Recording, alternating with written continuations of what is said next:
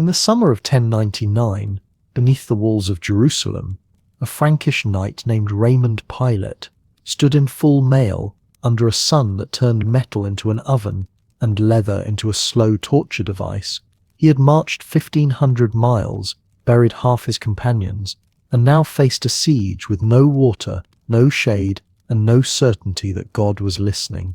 This video examines the lived experience of crusading in the late 11th and 12th centuries, the recruitment mechanisms that turned European knights into pilgrims, the journey across 2,500 miles of mountains, deserts, and hostile territory, the climate shock that killed men in their armor before any sword was drawn, the diseases that ravaged camps and turned sieges into mass graves, the combat that was less heroic duel and more exhaustion, infection, and trampling, the faith that somehow sustained thousands through conditions that should have broken them, and the systems, fragile and improvised, that barely held the entire endeavor together. The Crusades began on November 27, 1095, when Pope Urban II stood before a crowd at the Council of Clermont in France and called for an armed pilgrimage to Jerusalem. The city had been under Muslim rule for 4 centuries, but Urban framed the journey as both rescue mission and penance, a chance to liberate the Holy Sepulchre, and in doing so, secure the salvation of every man who took up the cross. The offer was unprecedented: full remission of sins, not partial forgiveness, not reduced time in purgatory, but a complete spiritual reset for anyone who completed the journey. For knights accustomed to a lifetime of violence, debt, and the near certainty of damnation, this was transformative. The response was overwhelming. Within months, tens of thousands had sewn red crosses onto their clothing and begun selling land, mortgaging estates, and gathering supplies. They came from France, the Rhineland, southern Italy, and Normandy. Some were younger sons with no inheritance. Others were established lords with families and obligations. Many brought no military experience at all, only faith and a willingness to walk. The vow they took was public, binding, and enforced by canon law. To break it meant excommunication. To complete it meant not just arriving in Jerusalem, but surviving long enough to pray at the church built over the site where, according to tradition, Christ had been buried and risen. What none of them understood, because none of them could, was the sheer physical cost of what they had promised. A knight departing from northern France in 1096 faced a journey of at least 18 months.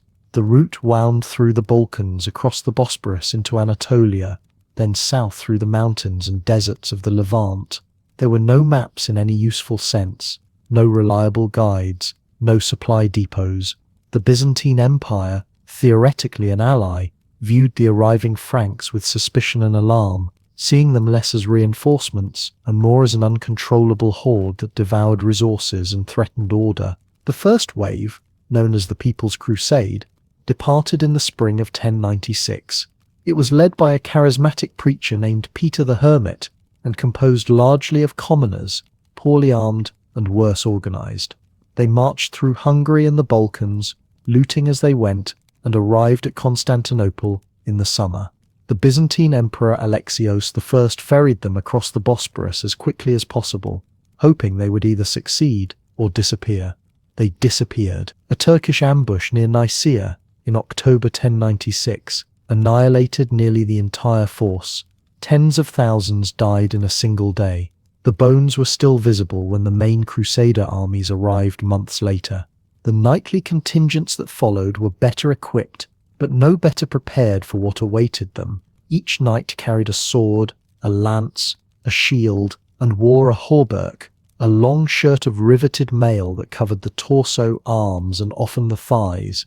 Beneath the mail was a padded gambeson, quilted linen or wool meant to absorb impact.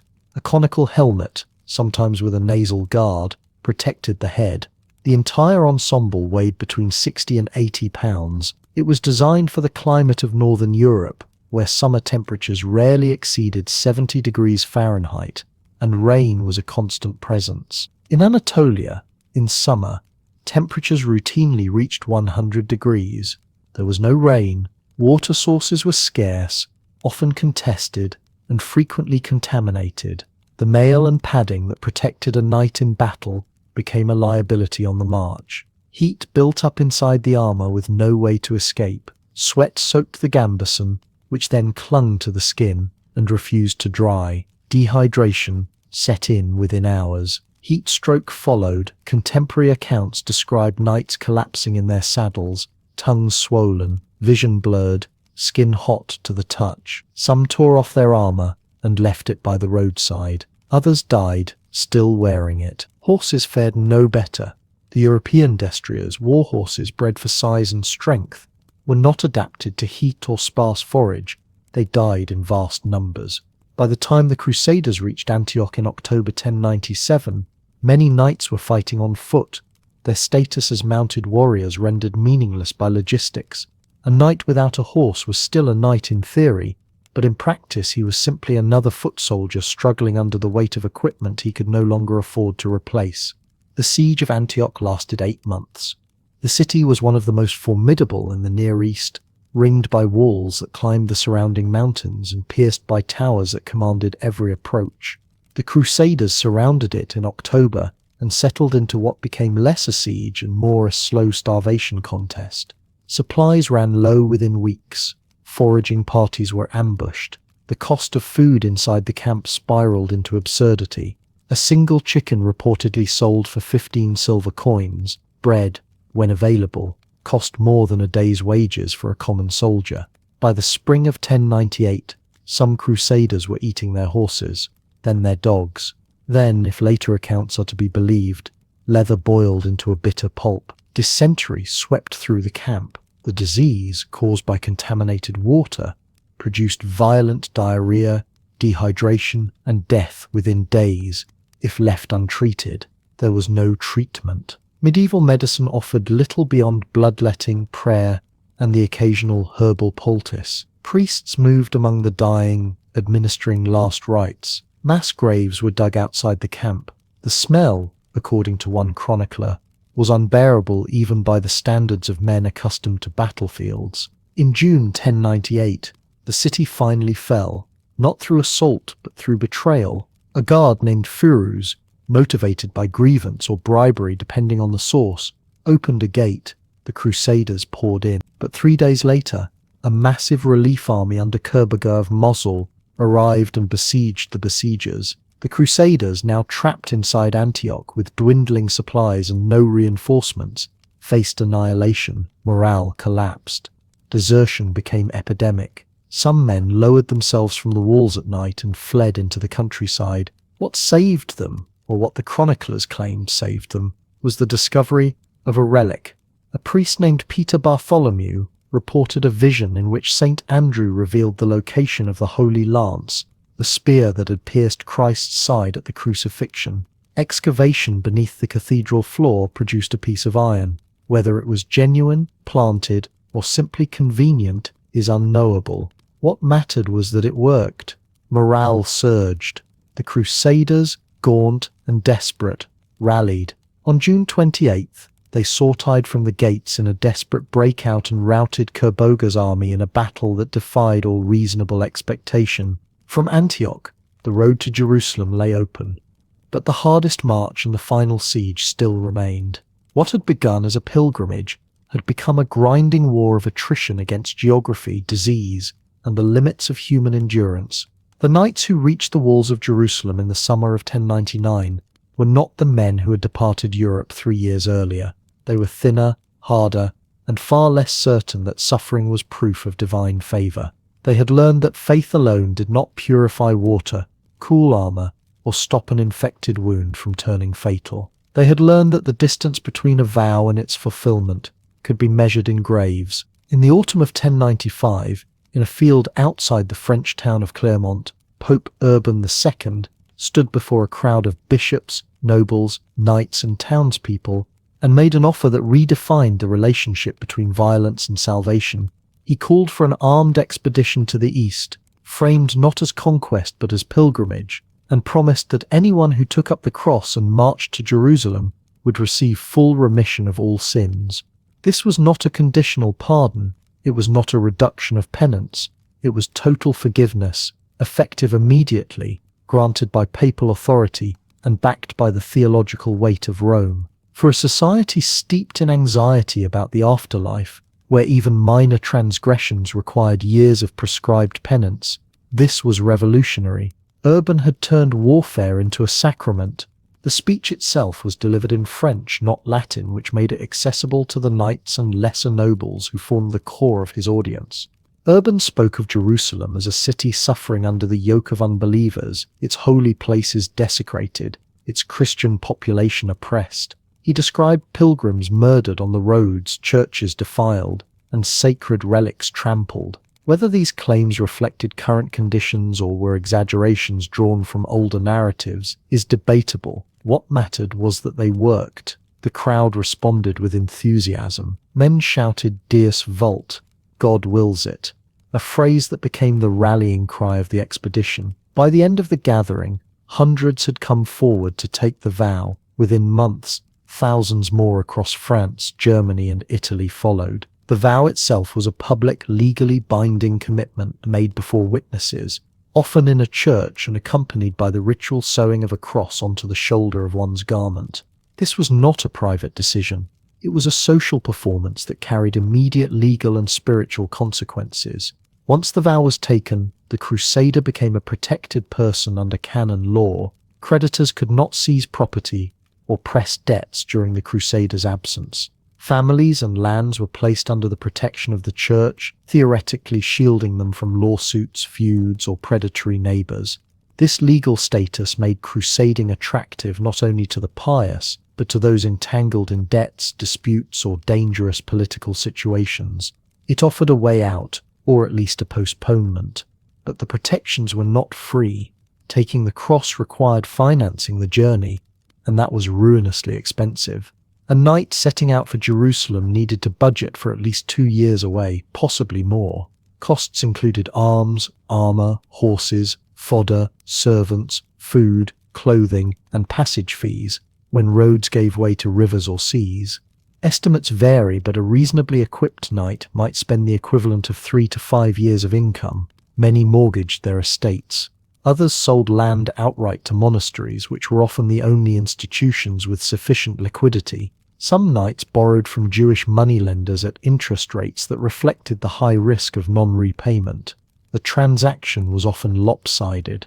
The knight departed with cash. The lender or buyer acquired property.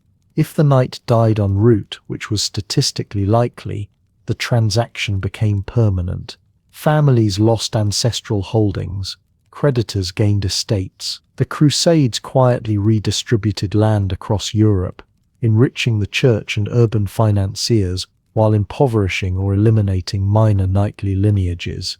The recruitment campaigns that spread Urban's call across Europe were sophisticated and emotionally manipulative. Preachers, many of them charismatic monks or bishops, traveled from town to town delivering sermons that combined vivid imagery, scriptural references, and appeals to shame and duty. They spoke of Christ's suffering, of the blood he shed, and of the obligation Christians bore to defend his patrimony. They described Jerusalem in sensory terms: the stone where Christ was laid, the hill where he was crucified, the tomb from which he rose. For audiences who had never traveled more than a day's walk from their birthplace, these descriptions constructed an imagined geography charged with sacred significance. Preachers also invoked the honor culture of the knightly class. They suggested that failure to take the cross was cowardice. They pointed to neighbors who had already vowed and implied that remaining behind was a public admission of weakness or lack of faith. Some preachers went further, stirring anti-Jewish violence by framing the crusade as a war against all perceived enemies of Christendom, not just Muslims in the East. Pogroms broke out in the Rhineland in 1096, targeting Jewish communities before the Crusaders had even left Europe. These were not accidental outbursts. They were encouraged by fringe preachers and enabled by local authorities who saw profit in seizing Jewish property. The violence revealed the instability and moral incoherence at the heart of the crusading project. It was supposed to be a pilgrimage, but it began with massacres of unarmed civilians. It was supposed to be about defending Christians, but it empowered mobs to murder their own neighbors. The church condemned these attacks in theory, but did little to prevent them in practice. Once the vow was spoken and the cross sewn on, Breaking it was not a simple matter of changing one's mind. Canon law treated the crusading vow as equivalent to a monastic vow. Abandoning it without dispensation resulted in excommunication, the severest penalty the Church could impose. Excommunication meant exclusion from the sacraments, from Christian burial, and from the community of the faithful. It was social and spiritual death. Even kings could not easily escape the obligation. In practice, enforcement was uneven. Some men deserted and returned home without consequence. Others were pursued by ecclesiastical courts, their lands seized, their reputations destroyed.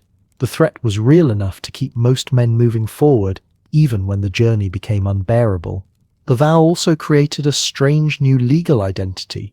A crusader was no longer simply a knight, a vassal, or a pilgrim. He was a soldier of Christ, temporarily removed from the ordinary structures of feudal obligation and secular law. This could be liberating. It could also be destabilizing. Men who had lived within rigid hierarchies suddenly found themselves in multinational camps where local customs and feudal bonds meant little. Leadership was contested. Discipline was inconsistent. The usual mechanisms for resolving disputes, settling debts, or punishing crimes did not function well in the mobile, multicultural environment of a crusading army. The vow promised protection but delivered chaos. The promise of indulgence, however, remained compelling. Medieval Christians believed in purgatory, a state of purification after death, where souls suffered proportionally to their unrepented sins. The duration and intensity of that suffering could be reduced through penance performed in life, fasting, pilgrimage, almsgiving, prayer, but calculating the exact penance required was difficult, and the fear of dying with unrepented sins was pervasive. Urban's indulgence bypassed the whole system. It guaranteed immediate, total forgiveness. For men accustomed to thinking of their souls as perpetually in arrears, it was an irresistible offer. It meant that dying on crusade was not merely honorable, it was redemptive. A knight killed on the road to Jerusalem or beneath its walls died sinless and would enter heaven directly. This belief transformed crusading from a military campaign into a form of martyrdom. Not everyone who took the vow was a knight. Thousands of common soldiers, servants, pilgrims, and hangers-on joined the movement. Some were motivated by faith, others sought adventure, escape, or plunder. The armies that assembled in 1096 and 1097 were socially diverse and logistically ungovernable. They included women, children, priests, and people with no military training whatsoever. The People's Crusade, an early wave led by a charismatic preacher named Peter the Hermit, was largely composed of peasants and urban poor. It set out months before the main knightly contingents, marched across Europe with minimal planning, and was annihilated by Turkish forces in Anatolia in 1096. Thousands died. The survivors straggled back or joined the later, better organized armies. The disaster illustrated a hard truth. Enthusiasm was not a substitute for logistics, discipline, or experience. For those who survived the initial chaos and reached the assembly points in Constantinople, the crusade became real in a way that sermons and vows had not prepared them for. They were leaving behind everything familiar: climate, language, food, law, landscape. They were entering a world that operated according to different rules, where the assumptions that governed life in France or Germany no longer applied. The vow had brought them this far, but it could not protect them from heat, hunger, disease, or the realization that the distance between Europe and Jerusalem was not merely geographic. It was a gulf between what they believed and what the world would permit. Once the vow was taken, the question became not whether to go, but how to survive the going. The vow had been spoken. The cross had been sewn onto the shoulder. What remained was the walking. From the valleys of the Rhine to the gates of Jerusalem stretched a distance of roughly 2,500 miles, most of it overland, through territories that had no interest in feeding or sheltering an army of foreign pilgrims. The journey could take a year if fortune smiled. More often it took 2. Some never finished. The march itself was the first great filter, winnowing the faithful from the desperate, the prepared from the deluded, and the living from the dead. The route east began in relative familiarity. French and German knights gathered their households, packed wagons with grain and salted pork, and set off in columns that stretched for miles. They travelled on foot, on horseback, in carts pulled by oxen. The roads were Roman where they still existed, dirt tracks where they did not. Early optimism faded quickly. Wagons broke axles, horses went lame, supplies ran low within weeks. The first to turn back were those who had brought too little money and too much faith that God would provide bread where there were no bakeries. The Balkans offered the first den-test Byzantine territory in name. The region was a patchwork of local powers, suspicious villagers, and bandit-infested passes. Crusaders who expected Christian hospitality found locked gates and empty markets. The locals had learned, through bitter experience, that large armed groups took what they wanted whether they paid or not. Prices for food doubled, then tripled. Some Crusader bands resorted to foraging, a polite term for organized theft. Others negotiated, paid inflated rates, and moved on before resentment turned violent. The Byzantines, for their part, viewed the Crusaders with a mixture of piety and alarm. These were allies in theory, but in practice they were tens of thousands of armed, hungry foreigners marching through imperial lands with unclear intentions and worse discipline. Anatolia was worse. The Seljuk Turks controlled much of the interior, and the landscape itself became hostile. The fertile river valleys of Europe gave way to high plateaus, arid plains and mountains, where water sources were scarce and widely spaced. Summer heat turned the plains into furnaces. Winter snows closed the passes. The Crusaders, most of whom had never travelled farther than the nearest market town, found themselves navigating terrain that bore no resemblance to the rolling fields of Francia or the forests of the Rhineland. They walked in columns that could stretch for 10 miles, raising dust clouds visible for hours. Stragglers were picked off by Turkish cavalry, light horsemen who struck from a distance and vanished before the Franks could form a response. Bodies were left by the roadside. There was no time to bury them properly. The People's Crusade had already demonstrated what happened to those who marched without preparation.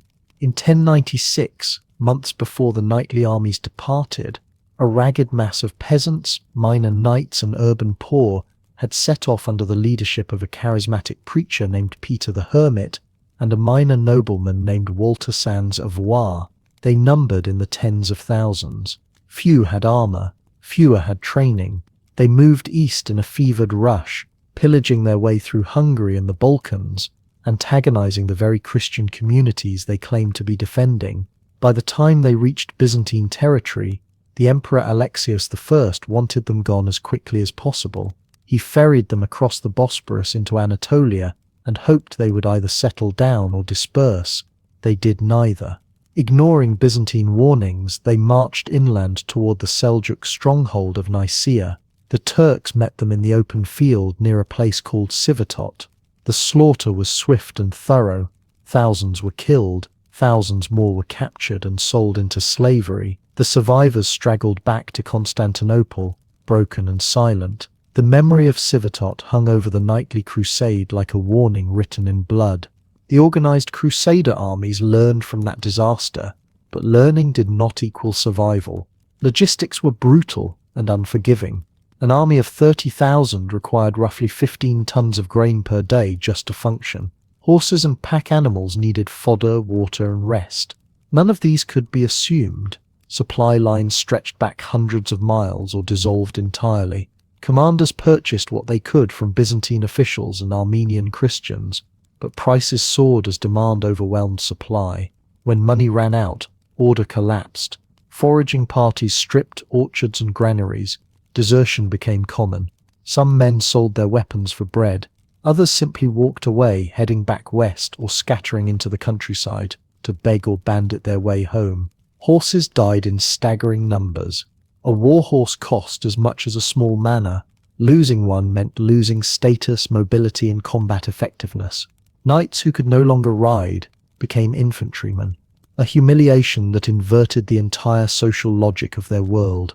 The Frankish military system depended on heavy cavalry, but heavy cavalry required healthy horses, open terrain, and the logistical support to maintain both. Anatolia offered none of this reliably. Horses succumbed to exhaustion, dehydration, disease, and malnutrition. Some were slaughtered for meat when rations failed. Replacement animals could occasionally be purchased from Armenian traders or captured from the Turks, but the cost was prohibitive and the quality uncertain.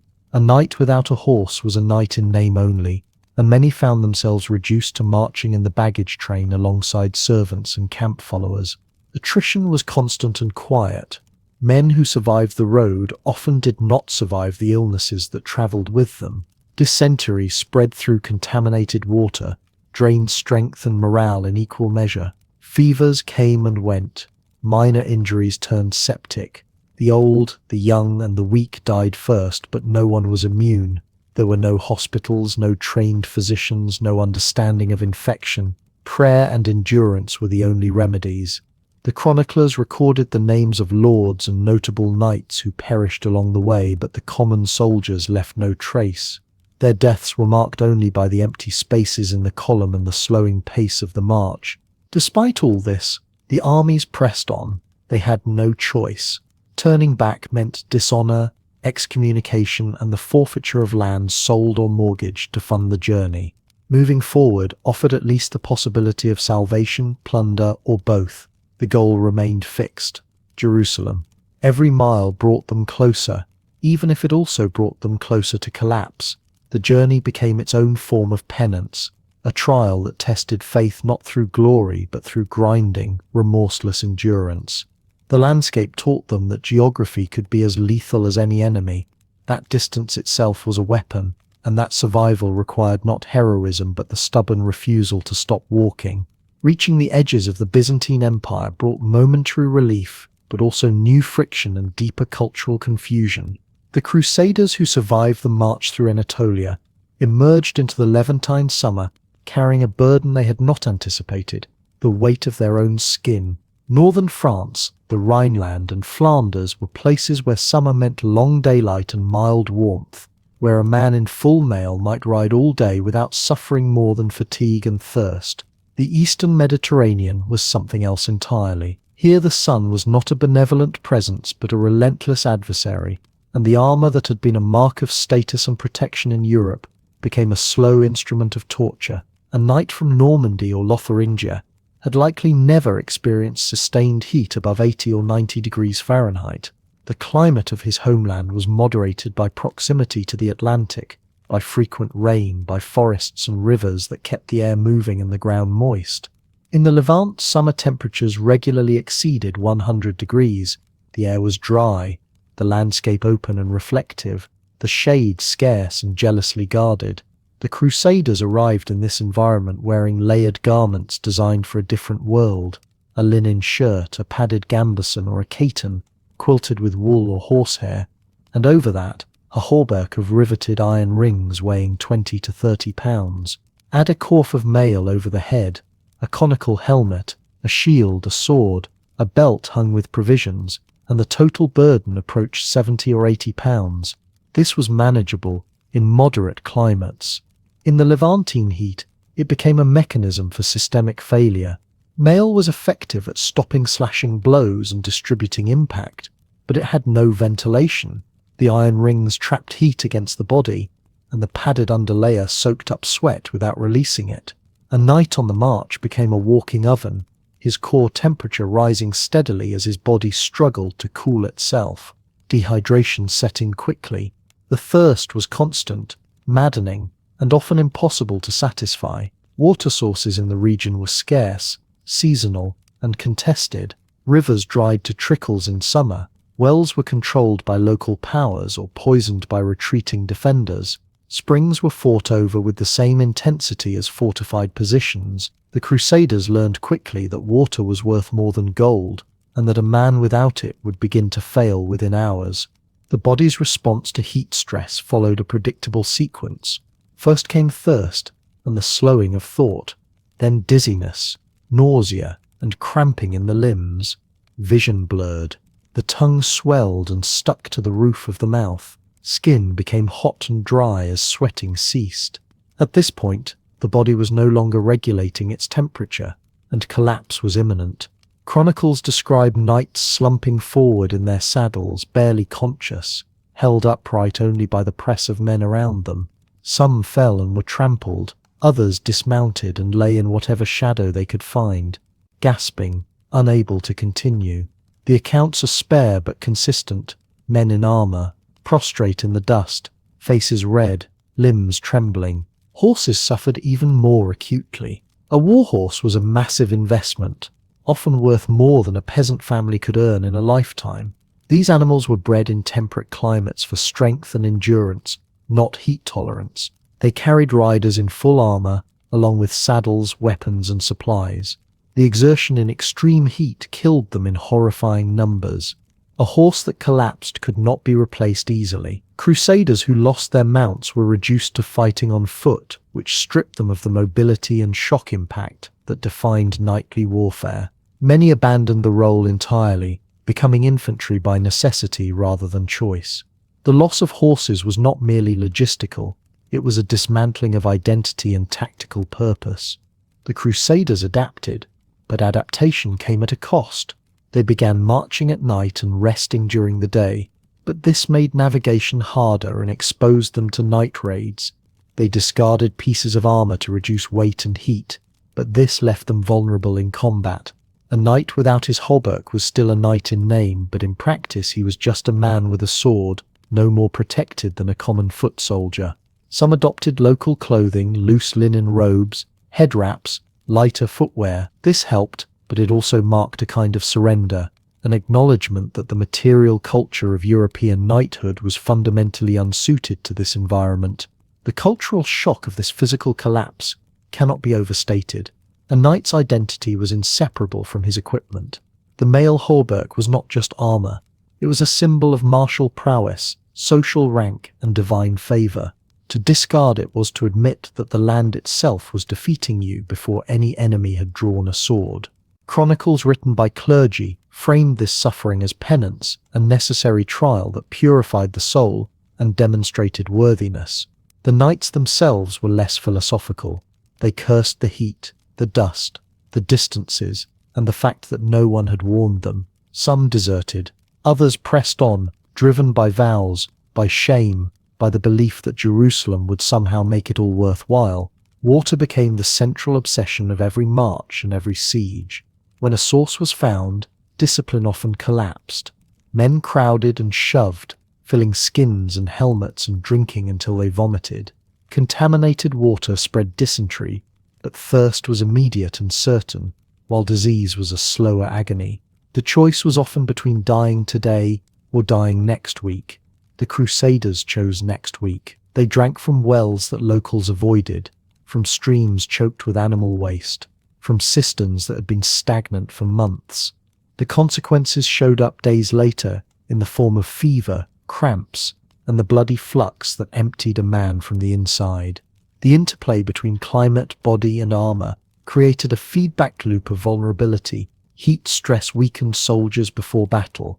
Dehydration slowed reaction time and clouded judgment. Discarded armor left men exposed to arrows, spears, and the quick, brutal strikes of light cavalry. The Crusaders were caught between two forms of death: the slow collapse from environmental exposure, or the sudden violence of combat without protection. There was no good choice, only the least bad option available in the moment. Commanders tried to manage the balance, rationing water, enforcing rest, and timing movements to avoid the worst heat, but control was always partial. The environment imposed its own logic, and that logic was indifferent to vows, titles, or the will of God. Even before they faced an enemy, Crusaders were fighting a war against their own bodies and the landscape that contained them. Even before they faced an enemy, Crusaders were fighting a war against their own bodies and the landscape that contained them. But heat and thirst, brutal as they were, remained visible threats. A man could see the sun, feel his tongue swell, understand the danger. Disease worked differently. It arrived without warning, spread without logic, and killed with a thoroughness that no sword could match. By the time a knight realized he was sick, he was often already dying. Dysentery announced itself with cramps that doubled a man over in his saddle, followed by diarrhea so relentless that it drained the body of water faster than any desert march. The illness came from contaminated water, which meant it came from nearly every source available. Wells near settlements carried waste from latrines. Rivers served as baths, garbage dumps, and drinking fountains all at once. Crusaders travelling through Anatolia in the summer of 1097 often had no choice but to drink from stagnant pools or muddy streams, knowing full well the risk. Boiling water was impractical on forced marches, and even when armies camped, fuel for fires was scarce, so they drank, and within days, whole companies would be stricken. The symptoms progressed with grim efficiency. After the cramps came fever, then profound weakness. Men lost the ability to march, then to stand, then to control their own bodies.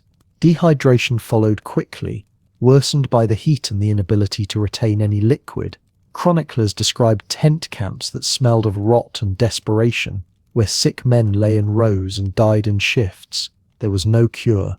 Physicians trained in the humoral theory, inherited from Galen, believed dysentery resulted from an imbalance of bile and recommended purging or bloodletting, which only weakened patients further. Prayer was offered more frequently than medicine, and with approximately the same rate of success. Scurvy crept in more slowly, but its effects were no less devastating. During long sieges, when supply lines collapsed and fresh food vanished, crusaders subsisted on dried grains, salted meat, and whatever could be scavenged. Vegetables and fruit disappeared first. Within weeks, men began to notice strange aches in their joints. Their gums swelled and bled, teeth loosened, old wounds reopened without explanation, as if the body were unmaking itself. By the third month, some could barely walk. The disease had no name they recognized, and its cause remained a mystery for another 7 centuries. They knew only that it struck during sieges and retreated when green food returned. The Siege of Antioch, lasting from October 1097 to June 1098, became a laboratory for scurvy and starvation both. By spring, crusaders were eating their horses, then their pack animals, then dogs and rats. Some reports, likely exaggerated but repeated across multiple sources, claimed that a few resorted to boiling leather straps and shoes. Scurvy compounded every other hardship. Men too weak to fight infections died from minor cuts. Others developed hemorrhages beneath the skin, turning their limbs purple and black. The few who survived did so because they raided gardens outside the walls or bartered for onions and greens at ruinous prices. Malaria added another layer of misery, particularly in lowland river valleys and coastal regions where mosquitoes bred in standing water. The disease was endemic to the eastern Mediterranean, and crusaders had no resistance.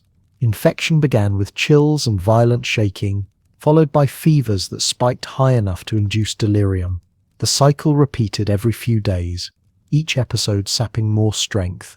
Men who survived one bout often faced another within weeks. Chronic malaria turned otherwise healthy knights into hollow, exhausted shadows who could barely lift a sword. Medieval physicians had no concept of parasites or vectors. They attributed the fevers to bad air rising from swamps, which was not entirely wrong as an observation, but entirely useless as a treatment. Herbal remedies, usually bitter tinctures of wormwood or gentian, were administered more from tradition than evidence. Typhoid, though less common than dysentery, killed with equal efficiency. It spread through the same contaminated water, but took longer to manifest.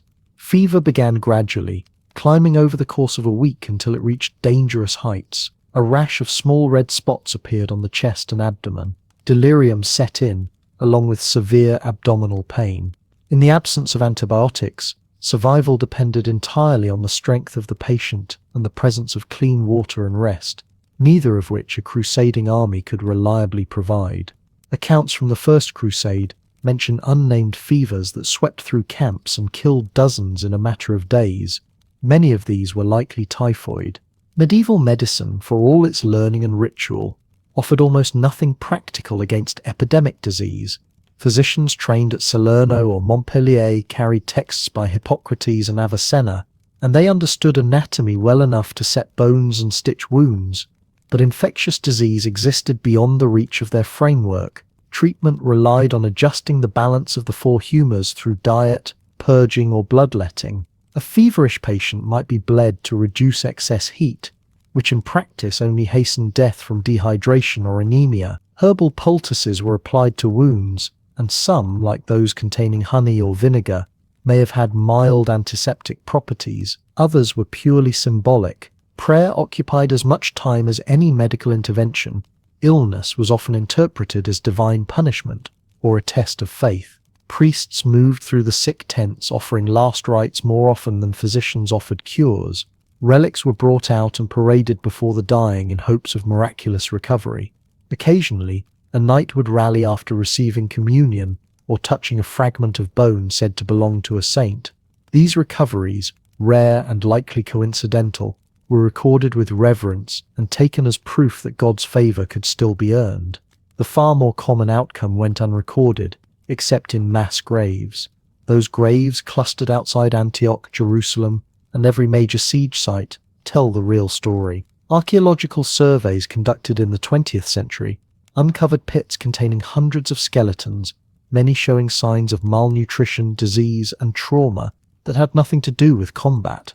Bone analysis revealed scurvy lesions, evidence of chronic anemia, and patterns of infectious disease. The bodies were buried quickly, without ceremony, often in layers. There was no time for individual graves when dozens were dying each day. The scale of non-combat mortality dwarfed battlefield losses. For every crusader killed by a sword, 3 or 4 died from dysentery, fever, or starvation. Survivors carried the marks of disease long after recovery. Chronic malaria left men weak and prone to relapse.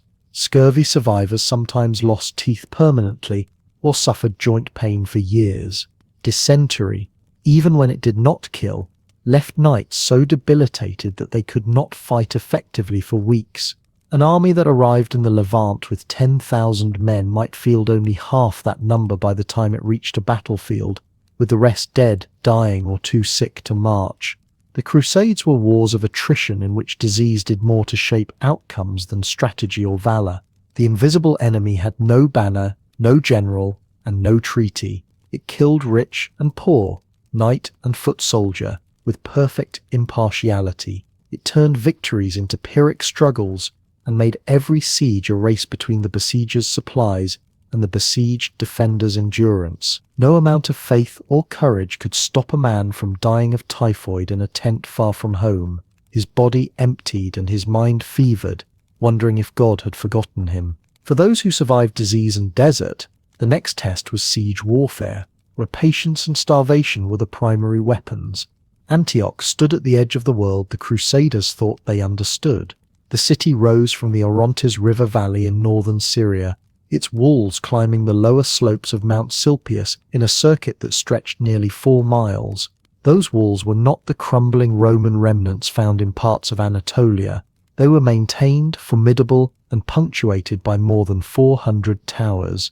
The fortifications enclosed gardens, cisterns, orchards, and enough stored grain to outlast most besiegers. The citadel perched on the mountain's summit, unreachable except by a narrow switchbacked path easily defended by a handful of men. Byzantine emperors had held Antioch for centuries before losing it to the Seljuk Turks in 1085. Now, in October of 1097, a ragged Crusader army arrived at its gates with no siege engines, dwindling supplies, and winter approaching. The decision to besiege Antioch was both strategic and desperate. The city controlled the route south into the Levant. Bypassing it would leave a hostile garrison astride the Crusaders' supply lines, such as they were. But taking it required resources the army did not possess. The Crusader host numbered perhaps 40,000 when it arrived, a mixture of knights, infantry, camp followers, and non-combatants, whose presence strained every logistical system. The surrounding countryside had already been stripped by previous campaigns. Foraging parties ranged farther each day, returning with less. Within weeks, the siege settled into a slow catastrophe of attrition. The Crusaders lacked the manpower to fully encircle the city. Antioch's garrison, commanded by the Turkish governor Yagi Sian, could sortie at will, raiding camps and killing isolated foragers. Relief convoys entered the city through gates the Crusaders could not block. The besiegers found themselves in the peculiar position of starving outside walls that sheltered plenty.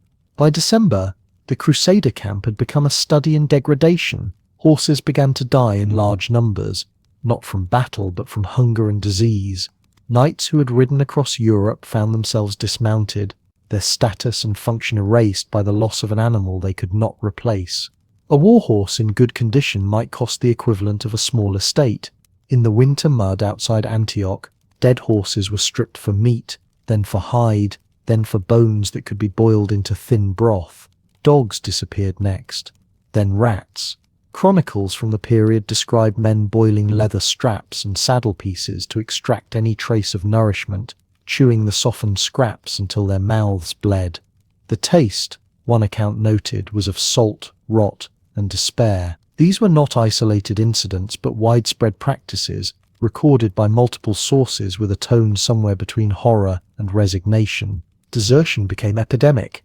Knights and common soldiers slipped away at night, heading back toward Byzantine territory or the coast, hoping to find a ship, any ship, that might carry them away from Syria. Some desertions were organized, whole companies abandoning their lords and riding west under cover of darkness. Others were solitary and pathetic, men who wandered off into the hills and were never mentioned again. The most famous deserter was Peter the Hermit, the charismatic preacher whose sermons had helped ignite the crusade in the first place. He was caught attempting to flee and brought back to camp in disgrace. The chroniclers treated his failure with a kind of tired contempt, as if cowardice had become too common to merit outrage. For those who remained, the question was no longer whether they would take Antioch, but whether they would survive to see spring. Morale did not collapse all at once. It eroded in stages, each setback carving away another layer of certainty. In late December, a foraging expedition was ambushed and annihilated. In February, a relief force sent from Egypt resupplied the city while the Crusaders watched helplessly from their lines. The winter rains turned the camp into a swamp. Dysentery, always present, became universal. Latrines overflowed. The sick lay in tents that leaked and stank. With no medicine beyond prayer and no expectation of recovery, mass graves were dug in shifts, the labor divided among men too weak to dig quickly. One chronicler estimated that more than half the army perished during the siege, most from disease and hunger rather than combat. The numbers are impossible to verify, but the graves outside Antioch suggest the estimate was not wild. The breakthrough, when it finally came, had nothing to do with military brilliance. A tower commander named Firuz, an Armenian Christian who had converted to Islam under Turkish rule, agreed to betray the city. His motives remain unclear. Some sources claim he feared punishment for private failings. Others suggest he was bribed, or that he genuinely believed the Crusaders were instruments of divine will. Whatever his reasons, Firuz controlled a section of wall on the city's southern side. On the night of June 2nd, 1098, he opened a postern gate and lowered ropes. A small party of Crusaders climbed into the tower, overwhelmed the guards, and opened a larger gate from within. The army poured through before dawn. The city fell in a few hours of chaotic street fighting. Yagi Sian fled on horseback and was killed by Armenian peasants in the hills. His garrison was slaughtered, along with much of the Muslim population. The Crusaders had taken Antioch, but they had no time to celebrate. 3 days later, a massive relief army arrived under Kurbaga, the Atabeg of Mosul. Kurbaga commanded a coalition that included emirs from Aleppo, Damascus, and smaller Syrian cities, perhaps 30,000 soldiers in total. The Crusaders, exhausted and depleted by the siege, now found themselves trapped inside the city they had just captured. The roles reversed with stunning speed. Kurbaga's forces encircled Antioch, blocked the gates, and settled in to starve the Christians out. The Crusaders, who had scavenged the countryside bare, discovered that the city's supplies were nearly exhausted. The Turkish garrison had consumed most of the stored food during the winter. What remained was divided among tens of thousands of mouths. Within days, starvation resumed, now inside walls that had seemed like salvation. Men who had survived 8 months of siege outside the city began dying of hunger inside it. despair briefly lifted, returned with compounding weight. It was in this extremity that a Provençal priest named Peter Bartholomew came forward with a vision. He claimed that Saint Andrew had appeared to him in a dream, revealing the location of the Holy Lance, the spear that had pierced Christ's side at the crucifixion. The lance, Peter said, was buried beneath the floor of the Cathedral of St. Peter in Antioch. The story was convenient, perhaps too convenient, and several leaders expressed open skepticism, but the army was dying, and dying men cling to signs. On June 14th, a group of clergy and nobles gathered in the cathedral and began digging. They excavated through the day, finding nothing. As evening approached and doubts grew sharper, Peter Bartholomew himself descended into the pit and emerged moments later holding a corroded iron spearhead. The mood shifted instantly. Skeptics fell silent. The discovery, whether genuine relic or inspired fraud, supplied what the Crusaders needed most, a reason to believe that suffering had purpose. The lance revived morale in ways that food or reinforcements could not. It was carried through the camp, displayed to soldiers who knelt and wept. Priests preached that God had delivered a sign, that victory was foreordained, that death in battle would be martyrdom. On June 28th, the Crusader army marched out of Antioch in formation, the Holy Lance borne at the front. They were starving, outnumbered, and fighting on foot because so few horses remained. By every practical measure, they should have been destroyed. Instead, Kerberger's coalition fractured under pressure. Rivalries among the emirs, always present, erupted into open dispute. Some contingents withdrew from the field without engaging. Others fought half-heartedly, unwilling to die for a cause that benefited Mosul more than their own cities. The Crusaders pressed forward in desperation, and the Turkish lines broke. Kerberger's army dissolved into retreat, abandoning supplies, tents, and siege equipment. The Crusaders pursued for miles, slaughtering stragglers and seizing plunder. By nightfall, the siege was over. Antioch, improbably, was theirs. The victory did not erase what the siege had cost.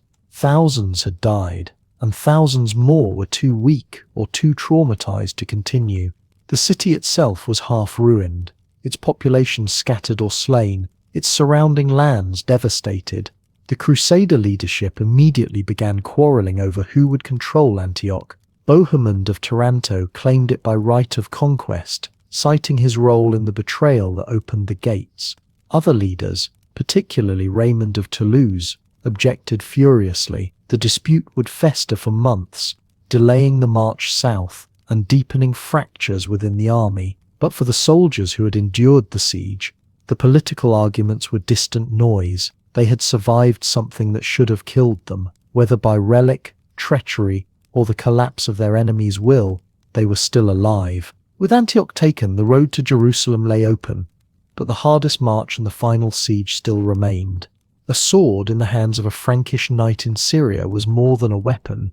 It was inheritance, investment, and identity wrapped in 3 feet of forged steel. The knightly sword of the late 11th century was a Type X or Type of Thole in Oakeshot's typology, broad-bladed, double-edged, weighted for the cut rather than the thrust. Its crossguard was simple, its pommel often a disc or a slight mushroom shape designed to counterbalance the blade. It cost roughly the equivalent of several war horses, and it required constant care. Steel rusted in humid coastal air, sand worked its way into scabbards and ground down edges with every draw. A blade nicked in combat had to be filed, honed, resharpened by someone with skill and tools, neither of which were abundant 1,500 miles from home. A knight who lost or broke his sword was not simply disarmed. He was diminished in status and effectiveness, often irreparably. The sword occupied an odd position in actual Crusader warfare. It was ceremonially central, carried on the hip, blessed by priests, sworn upon in oaths. Yet the primary weapon in most engagements was the lance, and after that, the mace or war axe. The sword came into play in close combat, when formations collapsed into shoving matches and men fought face to face in the press.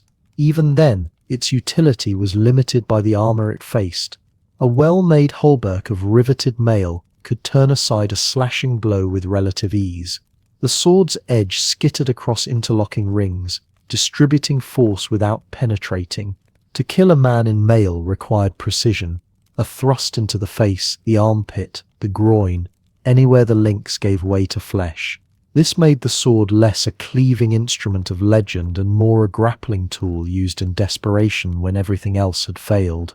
Mail itself was the standard armor of the crusading knight, and it shaped the experience of combat as much as any weapon.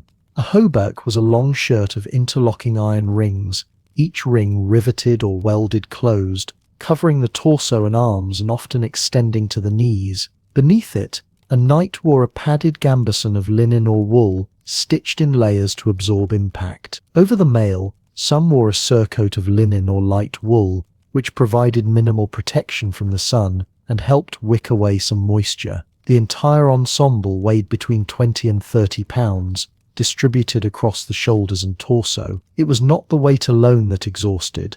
It was the heat retention, the chafing, the way the rings bit into the padding and the padding into the skin during hours of marching or standing in formation. Against slashing weapons, mail performed admirably. A sword drawn across the chest or arm would skid off without cutting.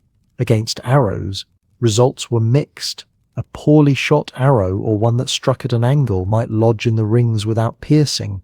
A heavy crossbow bolt or a direct hit from a composite bow at close range could punch through, driving rings into the wound and turning a puncture into a ragged, infected mess. Against blunt trauma, mail offered almost nothing.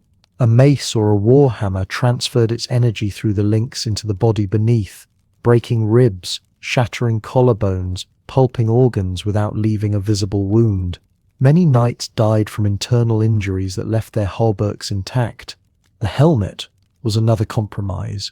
The conical nasal helm, common in the early Crusades, left much of the face exposed. It provided some defense against downward cuts, but was vulnerable to thrusts and projectiles. Later variants added more facial coverage, but ventilation suffered. Inside a closed helm under a Levantine sun, breath turned hot and moist, vision narrowed to a slit, and the sense of spatial awareness collapsed. Knights routinely removed helmets between engagements to cool down, leaving themselves vulnerable to sudden skirmishes and archery. The choice was always between protection and endurance, and neither option was good. Siege warfare demanded a different set of tools entirely, and the Crusaders brought almost none of them. Trebuchets, mangonels, battering rams, siege towers, scaling ladders, all of these had to be constructed on site in hostile territory with materials that were scarce or non-existent. Timber was the primary need. A single trebuchet required massive beams for the frame, a counterweight box, and a throwing arm. A siege tower needed even more: structural supports, platforms, wheels, hides to cover the exterior against fire. The Crusaders arrived in a region where forests were sparse and jealously guarded. Outside Antioch, construction parties had to travel miles inland to find suitable trees, then transport the timber back under constant threat of ambush. Outside Jerusalem, the problem was worse. The nearest forests were a day's march away, and the Fatimid defenders had poisoned or guarded the wells along the route. Skilled engineers were as scarce as timber. Most knights knew nothing of siege mechanics. The knowledge resided with specialists, carpenters, masons, military engineers trained in the Byzantine or Islamic traditions, or recruited from the Italian maritime republics that had centuries of experience in siegecraft and naval warfare. Genoese and Pisan engineers accompanied some Crusader contingents, hired or coerced into service with promises of plunder or trading concessions. These men understood angles, leverage, counterweights, and tension. They could calculate the arc of a projectile, estimate the weak points in a wall, design a tower that would not collapse under its own weight or tip when pushed toward a rampart. Without them, the Crusades would have stalled permanently outside the first fortified city. The construction process was slow, exposed, and desperate. Timber had to be shaped with axes and adzes. Rope had to be twisted from whatever fibers were available. Iron fittings had to be scavenged or forged in makeshift smithies. Hides had to be soaked and stretched over wooden frames to create fire-resistant shells. All of this happened within range of the city's defenses. Defenders launched sorties to burn half-built engines. They rained arrows and stones on work parties. Engineers died. Progress stopped and restarted. Morale sagged under the weight of incremental labor. Once completed, a trebuchet could hurl stones weighing 100 pounds or more at walls and gates, battering them over days or weeks. The machine worked through gravity. A heavy counterweight dropped, pulling the short end of the throwing arm down and whipping the long end upward, releasing a sling that flung the projectile in a high arc. Accuracy was poor. The goal was not precision, but cumulative damage and psychological pressure. A mangonel, powered by twisted rope or sinew rather than a counterweight, was smaller and less powerful but easier to build and position. Siege towers, meanwhile, were mobile fortresses, wooden structures several stories tall, rolled toward walls on wheels or logs, with archers on the upper platforms and assault troops waiting inside to storm the ramparts when the tower made contact. None of this machinery functioned as cleanly as the description suggests. Wheels broke, towers tilted and collapsed, trebuchet arms snapped, defenders dropped flaming pitch, or shot fire arrows into the hides. Men inside siege towers suffocated in heat and smoke. The engines were fragile monuments to desperation, built because there was no alternative, crewed by men who knew they might die just operating them. Combat itself, when it finally came, bore little resemblance to the jousts and single combat celebrated in Chanzon's Digest. It was a grinding, chaotic struggle in which exhaustion and minor wounds accumulated into incapacity. A slash across the forearm that did not penetrate mail could still bruise deeply enough to make holding a shield impossible. A blow to the helmet could cause concussion, disorientation, nausea. A sprained ankle from a stumble over broken ground ended a knight's ability to maneuver. Infection turned scratches into fevers and fevers into death. Many men died days after a battle from wounds that seemed trivial at the time, a puncture that went unnoticed, a cut that festered, a bruise that concealed internal bleeding. The press of close combat was suffocating. Men fought shoulder to shoulder in formations, shields overlapping, stabbing and shoving rather than swinging. Visibility was reduced to inches. Noise was overwhelming, shouting, metal on metal, screaming. Men were trampled by their own side, crushed underfoot when formations collapsed or surged. The distinction between victory and survival blurred. Many knights found themselves fighting not to win, but simply to stay upright, to avoid being pulled down into the scrum where they would be stabbed, stomped, or smothered under the weight of bodies. There was no pause button, no time out to recover. A man who stopped moving to catch his breath became a target. A man who dropped his weapon had seconds to retrieve it, or die. The physical toll was immediate and cumulative. Heart rates spiked and stayed elevated. Muscles screamed. Dehydration set in within minutes under the sun. The weight of armor that had been bearable while standing became unbearable in motion. Knights shed gear mid-battle to survive, which meant stripping away the very protection that had kept them alive. The aftermath was worse in some ways than the fighting. Wounded men lay where they fell, groaning, calling for water, bleeding out slowly. There were no battlefield medics in any modern sense, no triage, no field hospitals. Those with minor injuries bandaged themselves or were helped by comrades. Those with serious injuries either survived by chance or did not. Infection claimed more than blood loss. Gangrene crept into wounds packed with dirt and fragments of cloth. Fevers burned through camps. The smell of rot became constant. Understanding the weapons is only half the picture. The other half is understanding who wielded them and how they were organized. The crusade was never an army in any modern sense.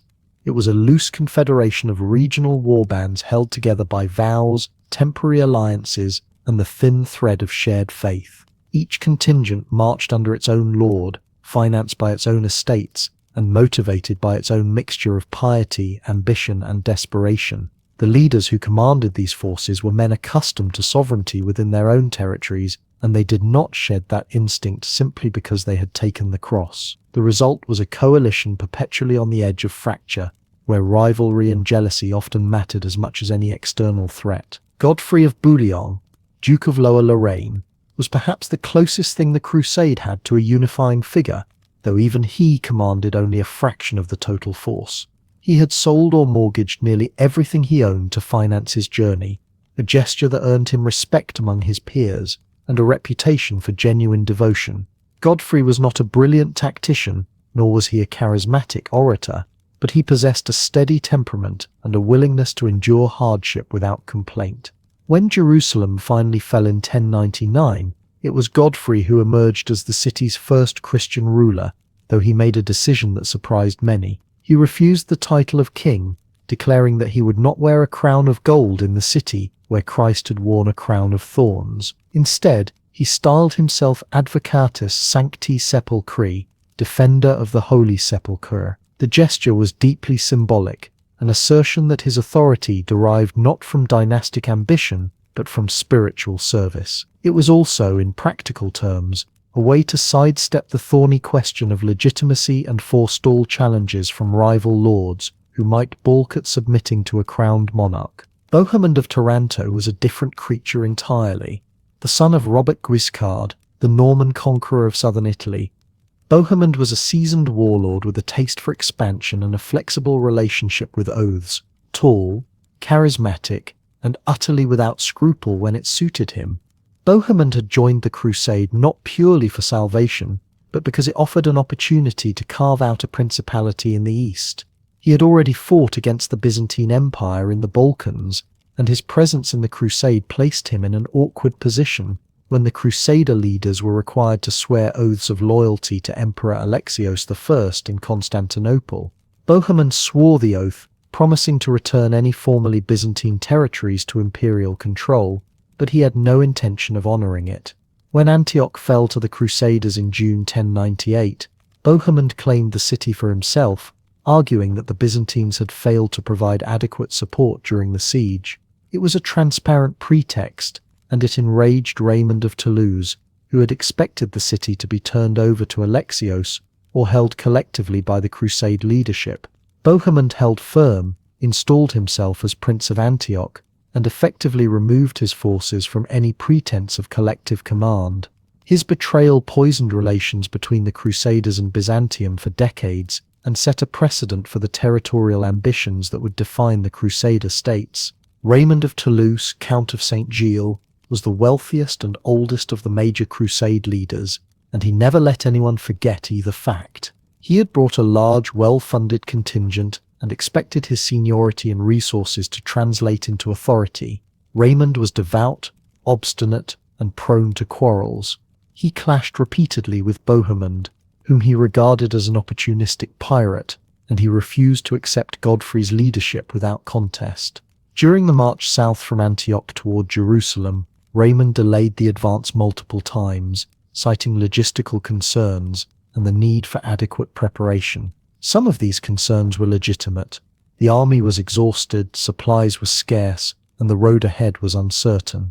But Raymond's delays also reflected his reluctance to proceed without securing his own position and influence. He had hoped to claim Jerusalem for himself, or at least to control its governance through some form of collective council that he would dominate. When Godfrey was chosen as defender of the Holy Sepulchre, Raymond was bitterly disappointed. He eventually accepted the county of Tripoli as consolation, but his frustration lingered, and his relations with the other leaders remained tense. Beneath these three towering egos were dozens of lesser lords, each commanding smaller retinues and each nursing their own grievances and ambitions. Robert of Normandy, Robert of Flanders, Stephen of Blois, Tancred of Hauteville, and many others contributed forces and leadership, but they were perpetually caught between the competing demands of the major lords. Coordination was nearly impossible.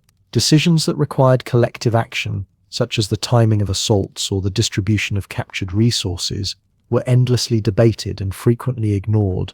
There was no formal chain of command, no agreed mechanism for resolving disputes, and no penalty for defection beyond social censure. When a lord decided to break camp and march in a different direction, there was little anyone could do to stop him. This lack of unified leadership prolonged suffering in tangible ways. Supplies were hoarded by individual contingents rather than pooled for collective survival. Intelligence about enemy movements was not shared systematically, leading to missed opportunities and ambushes that could have been avoided. Disputes over who would lead assaults or occupy captured positions wasted precious time and morale. During the siege of Jerusalem, the construction of siege towers and the coordination of the final assault required days of negotiation and compromise, with each lord insisting on recognition for his contribution and control over specific sections of the wall. The Crusaders succeeded not because their leadership was effective, but because their enemies were divided. Their desperation was absolute, and their faith convinced them that failure was not an option. The tension between personal ambition and collective mission was not unique to the Crusades, but it was made more acute by the context.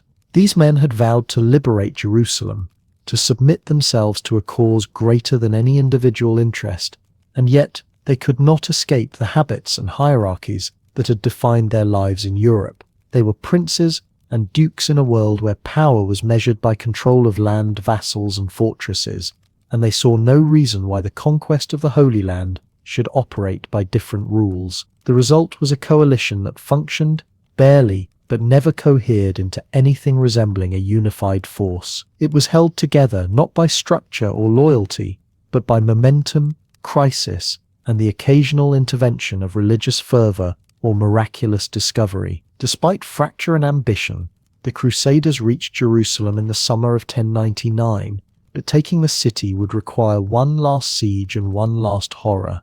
By the time the Crusader army came within sight of Jerusalem on the 7th of June, 1099, most of the men who had taken the cross at Clermont 4 years earlier were already dead. Those who remained had walked through Anatolia, starved outside Antioch, and buried companions in shallow graves from the Bosporus to the Jordan Valley. Now they stood before the walls of the city they had been promised, and those walls were higher, thicker, and better defended than anything they had imagined in the sermons that first moved them to march. Jerusalem in 1099 was not a ruin waiting to be reclaimed.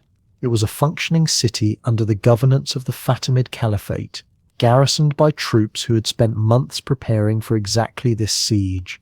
The governor, Iftikhar ad-Dawla, had poisoned or filled in wells outside the walls, stripped the surrounding countryside of timber and livestock, and reinforced the southern and eastern defences where the terrain offered the most promising approach. He had also expelled the Christian population, keeping only those whose labour or ransom value justified the risk.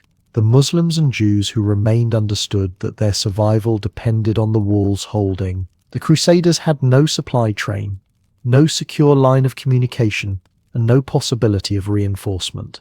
They had arrived with perhaps 12 to 15,000 fighting men, a force large enough to encircle portions of the city, but too small to seal it completely. Water became the immediate crisis. The springs near the city were either poisoned, guarded, or dry in the June heat. Men walked 6 miles to the pool of Siloam under the threat of ambush, and returned with skins that emptied too quickly under a sun that never relented. Horses died first, then pack animals, then the men too weak or too stubborn to ration what little they carried. Timber was the second impossibility. Siege towers required massive frameworks of wood, and Jerusalem sat in a landscape that offered almost none.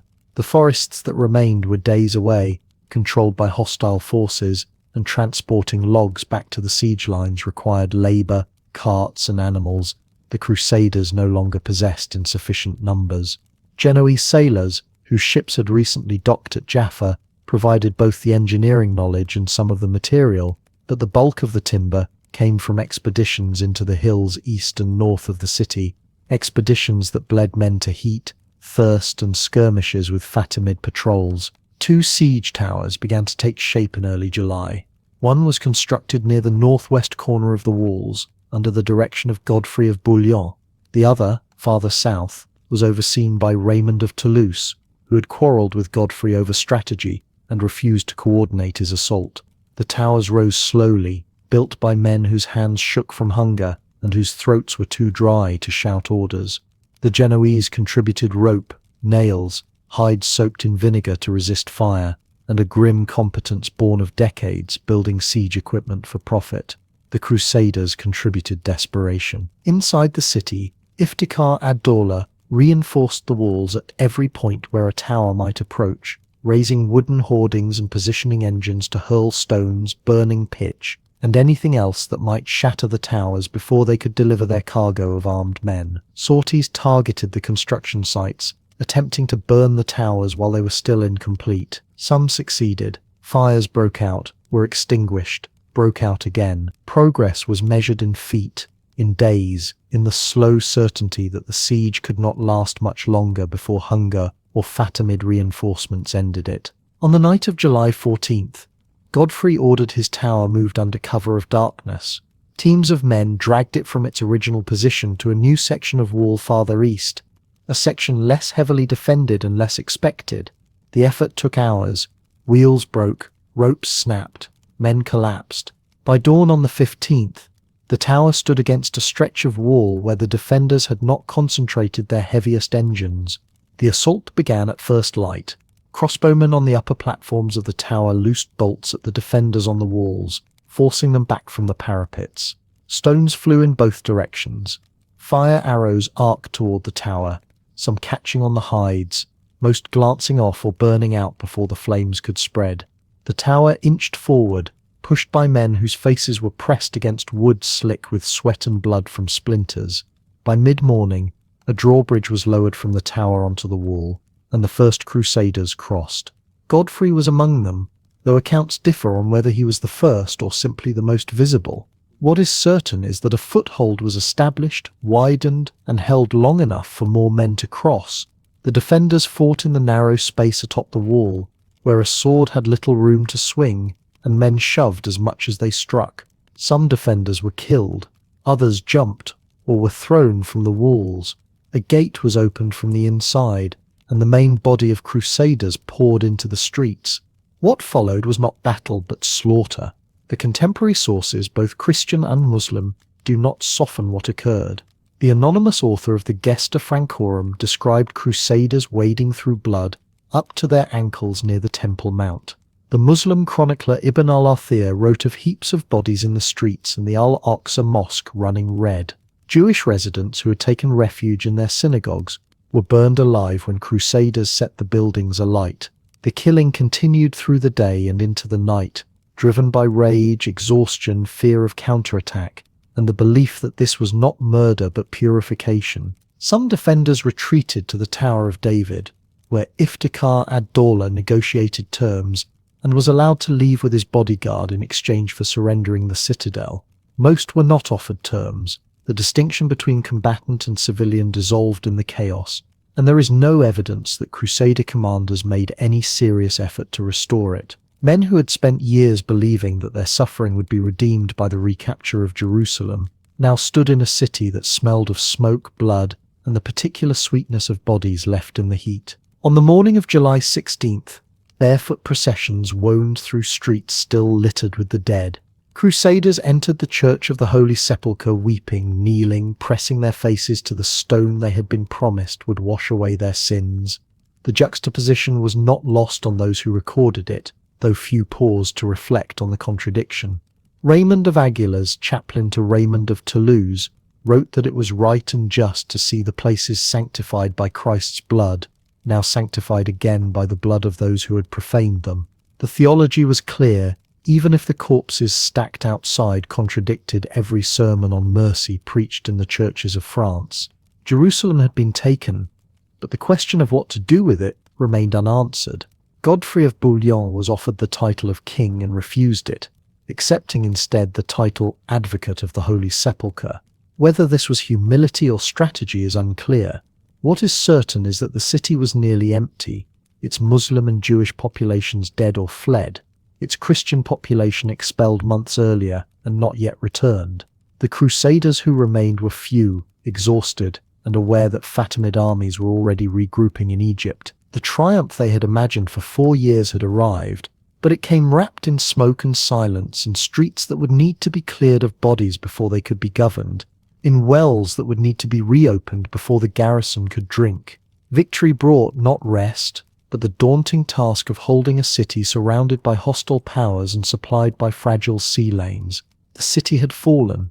Jerusalem was taken. But victory created a question that no sermon, no relic, and no battlefield triumph could answer. What now? The capture of the holy places in July 1099 was not an ending but an opening, a breach that exposed Frankish arms to a new war, slower and stranger than the march that had brought them there. The Crusaders who survived the siege now faced the task of building kingdoms in lands they barely understood, surrounded by powers who wanted them gone, supplied by ships that might or might not arrive, and governing populations who spoke languages they could not learn, and followed laws they did not recognize. Outremer, the name given to these territories, literally the land overseas, was never a secure conquest. It was a string of fragile ports and inland fortresses stretched along the eastern Mediterranean coast, held together by faith, coercion, maritime logistics, and the constant fear of encirclement. The Crusader states were 4 in number, and each was a narrow ribbon of control pressed between sea and desert. The Kingdom of Jerusalem, the most prestigious, stretched from the coast near Jaffa inland to the Jordan River and south toward the Red Sea. The county of Edessa lay far to the northeast, vulnerable and isolated beyond the Euphrates. The Principality of Antioch controlled the Syrian coast and the mountain passes leading into Anatolia. The county of Tripoli, wedged between Antioch and Jerusalem, guarded the central Levantine shore. On a map they appeared continuous. In practice they were separated by hostile territory, mountain ranges, and rival Muslim emirates, whose rulers watched Frankish expansion with mounting alarm. No Crusader state possessed strategic depth. A defeat in the field could mean the loss of an entire principality. Reinforcement required months of sailing from Genoa or Marseille. Every garrison was undermanned. Every harvest was contested. The survival of these kingdoms depended less on military brilliance than on the indispensability of the Italian maritime republics. Venice, Genoa, and Pisa had provided ships during the First Crusade, but their involvement deepened once the conquest was complete. They negotiated treaties that granted them quarters in coastal cities, autonomous districts with their own laws, warehouses, docks, and armed guards.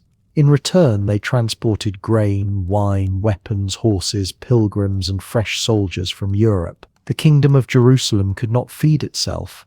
The coastal plain produced some wheat and olives, but the population swelled with settlers, soldiers, and clergy who consumed more than the land could yield. Ships from Italy arrived in spring and autumn, their holds packed with salted pork, Sicilian grain, iron tools, and timber for repairs. Without these fleets, Outremer would have starved within a season. The Italians knew this. They charged accordingly. Venetian merchants extracted favorable tariffs and monopolies on certain goods. Genoese agents secured rights to entire streets in Acre and Tyre. The Crusader states were economically dependent from their inception, and that dependence shaped every treaty, every siege, and every succession crisis. Fortification became the architecture of survival. Castles rose at strategic passes, river crossings, and frontier zones where Frankish and Muslim territory blurred into contested ground. Crac des Chevaliers, perched on a volcanic spur in western Syria, could house a garrison of 2,000 and withstand sieges lasting months. Kerak, built on a ridge overlooking the caravan route between Damascus and Egypt, allowed Frankish lords to raid Muslim trade and provoke retaliation. These fortresses were not romantic. They were instruments of control and intimidation designed to project power across distances the Crusaders could not patrol. Thick curtain walls, deep cisterns, grain stores, and chapels turned each castle into a self-contained organism capable of enduring isolation. But construction required labor: masons, carpenters, lime burners, quarry workers, and most of that labor was local. Syrian Christians, Armenian refugees, and even Muslim villagers were employed, paid, or coerced into building the infrastructure of Frankish domination. The castles were European in design but raised by hands that had never seen Normandy or Provence. The military orders provided the permanent garrisons that secular lords could not afford to maintain. The Knights Templar, founded around 1119, and the Knights Hospitaller, who shifted from charitable work to military duty in the 1130s, became the standing army of Outremer. Both orders took vows of poverty, chastity, and obedience, but they commanded vast estates in Europe whose revenues funded fortresses, equipment, and wages in the east. Templar and Hospitaller knights wore distinctive surcoats, white with a red cross for the Templars, black or red with a white cross for the Hospitallers, and their discipline was legendary. Unlike feudal knights who served limited terms and returned home, the military orders remained in the field year-round. They held the most dangerous castles, led the most desperate counterattacks, and became the institutional memory of Frankish warfare in the Levant. They also accumulated wealth, land, and political influence, which made them rivals as much as allies to the kingdom's secular barons. Disputes over strategy, jurisdiction, and honor were frequent, but without the orders, the Crusader states would have collapsed decades sooner. European settlers were always a minority in Outremer, and governance required accommodation with populations who had lived in the region for centuries. Syrian Christians, Maronites, Greek Orthodox, Armenian Apostolic formed much of the rural and urban populace. Jews lived in cities, engaged in commerce, medicine, and crafts. Muslims remained the majority in many areas, particularly inland and in the countryside. Frankish law treated these groups as subordinate but necessary. The Assizes of Jerusalem, a legal code developed over decades, established separate courts for different communities. Disputes between Franks were adjudicated under feudal custom. Disputes involving local Christians or Muslims were handled by their own religious authorities, unless a Frank was party to the case. Taxation followed similar logic. Muslims and Jews paid higher rates than Christians, but all paid. The Frankish nobility needed revenue, and mass expulsion or conversion would have destroyed the economy. So a pragmatic coexistence emerged, shaped by mutual dependence and mutual suspicion. Intermarriage was rare but not unknown. Some Frankish lords learned Arabic. A few adopted local dress for comfort in the heat. Chronicles from both sides note these accommodations with a mixture of curiosity and disapproval. Daily life in Outremer was defined by proximity to violence. Raids were constant. Muslim forces from Aleppo, Damascus, or Mosul would strike Frankish villages, seize livestock, burn crops, and withdraw before a response could be organized. Frankish lords retaliated with their own raids, capturing prisoners for ransom, disrupting trade, and testing the strength of rival garrisons.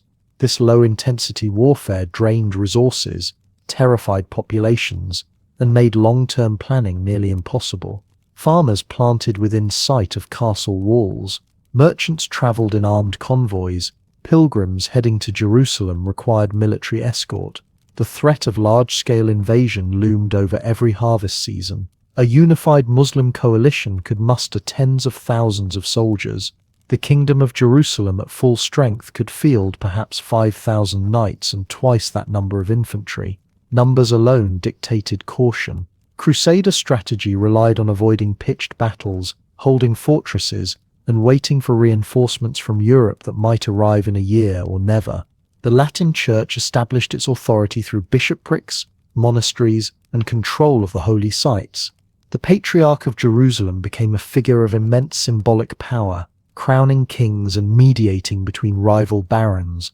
Monasteries were founded to house monks, but also to administer estates, collect tithes, and serve as hostels for pilgrims. The Holy Sepulchre, the Church of the Nativity in Bethlehem, and other sacred sites were renovated, fortified, and staffed by European clergy who regarded local Christian practices with suspicion. Greek and Syrian priests were marginalized, their liturgies deemed irregular, their authority questioned. Rome sought to replicate its institutional dominance in the East, but the project was incomplete and contested. Local Christians resented the imposition. Frankish settlers needed their cooperation.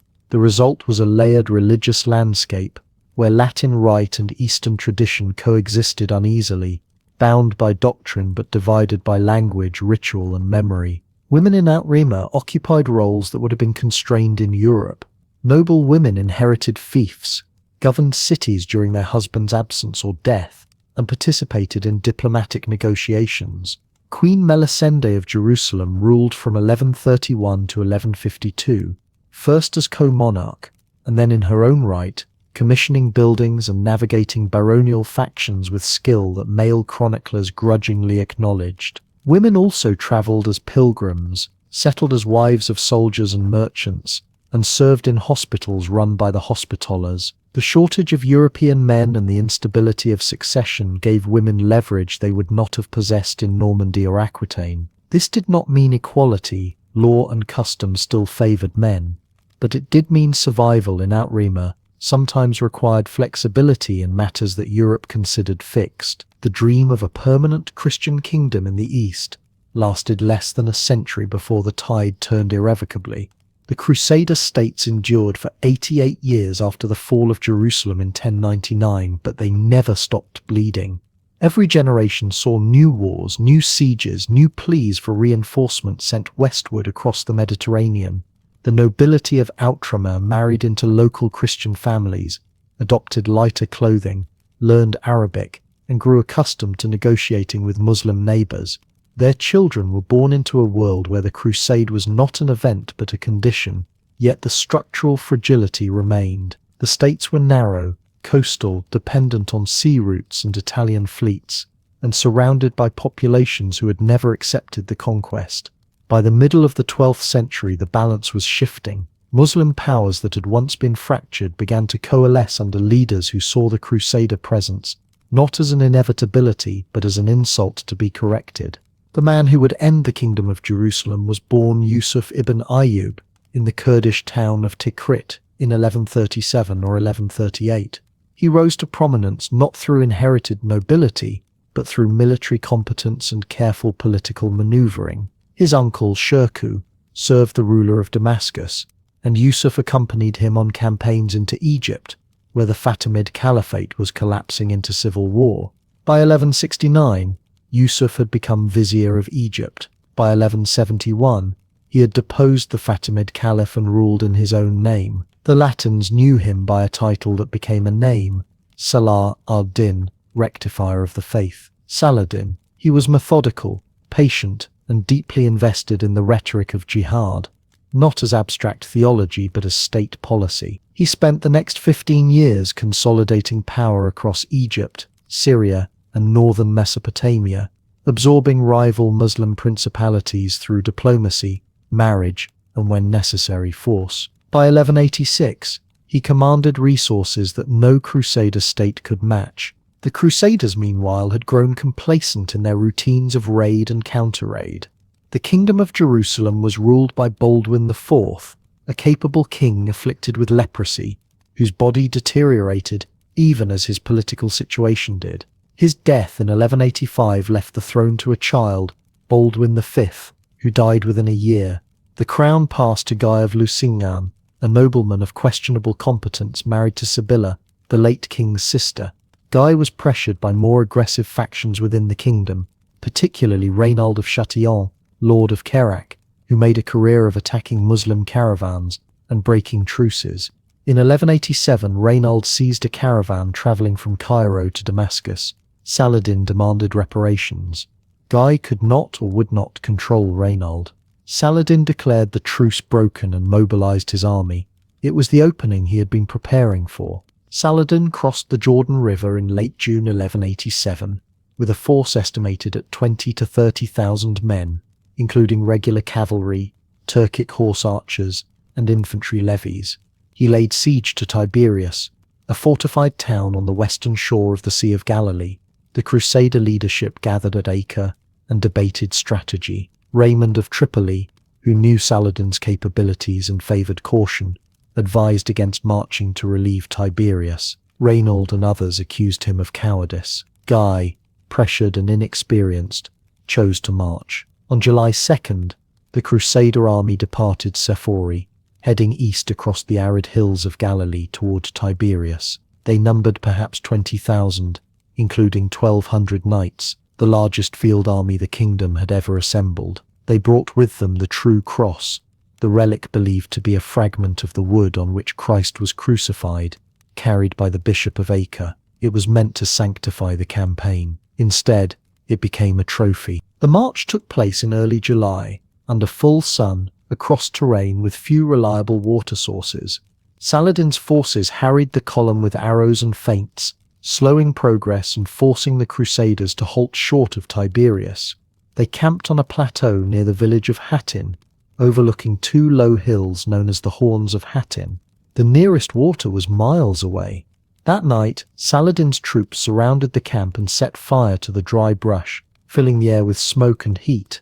At dawn on July 4th, the Crusaders attempted to break through toward the Sea of Galilee, but thirst, heat, and constant archery broke their cohesion. The infantry collapsed first.